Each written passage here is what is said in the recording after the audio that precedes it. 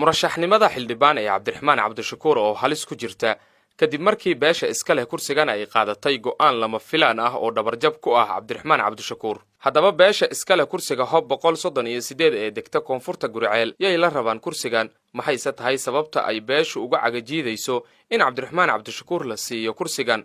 sideese cabdiraxmaan cabdishakuur naftirkiisa ugu hanqaltaagaya kursiga Villa Soomaaliya isagoo loo diidan yahay kursi xildhibaan? warbixintan ayaan kugula wadaagi doonaa sheekada kursiga hob 138 oo meel adag maraysa iyo cabdiraxmaan cabdishakuur oo xaalad adag wajahaya. balse inta aanan muuqaalkan guda gelin waxaan kaa codsanayaa inaad like saarto muuqaalkan isla markaana aad u sii sheer garayso asxaabta Facebookga kugu jirto. galmudug waxay dhowaan sii daysay qabashada 8 kursi oo golaha shacabka ah, waxaana isha lagu wada hayaa dhowr kursi oo saamayn leh iyadoo kuraasta qaar uu buuq ka jiro.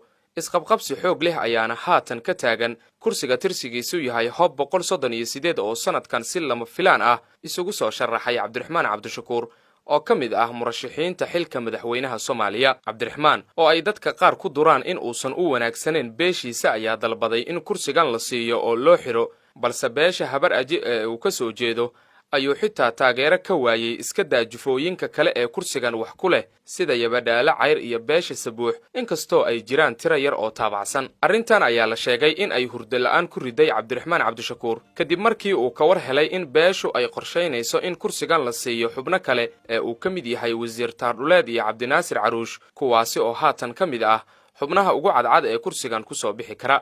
waxa ayna taas dhabarjab iyo guuldarro siyaasadeed ku tahay cabdiraxmaan. dadka qaar ayaa qaba in cabdiraxmaan cabdishakuur uu guranayo miro qaraar oo uu horay u beertay, taasi oo ay ula jeedaan in uusan waxba u qaban ama uusan waxba ku tarin beeshiisa. arrinta kale ee cabdiraxmaan cabdishakuur caqabada ku ah ayaa noqotay qayladhaanta jufada Yabadhaale Cayr oo wax ku leh kursiga hob 138 iyadoo sheegtay in aysan sanadkan aqbali doonin in uu kursigan dhaafo. waxa aynu ku doodeen in sanadihii la soo dhaafay uu kursigan u dhaxeeyay habar aji iyo beesha Sabuux oo 4 sano ee la soo dhaafay beel koonfureed ku kala matalayay golaha shacabka iyo aqalka sare, balse sanadkan uu yahay sanadkoodii. waxa ay weerar culus ku qaadeen cabdiraxmaan cabdishakuur oo ay ku eedeeyeen in uu qorsheynayo in uu boobo kursigan, walow ay taasi tahay mid aan la aqbali doonin. kursigan beel koonfureed ee laga leeyahay Guriceel waxa 4 sano ee la soo dhaafay ku fadhiyay Siciid Nuur Kriish. ninkan waa nin dhaqaalo badan haysta, inkastoo aan la ogeyn in uu sanadkan murashax yahay, balse haddii uu isku day sameeyo waxay u badan tahay in uu kursigan qaadan karo isaga oo kaashanaya dhaqaalaha culus ee uu haysto. su'aasha isweydiinta mudan ayaa ah, cabdiraxmaan cabdishakuur hadda waa murashax xildhibaan.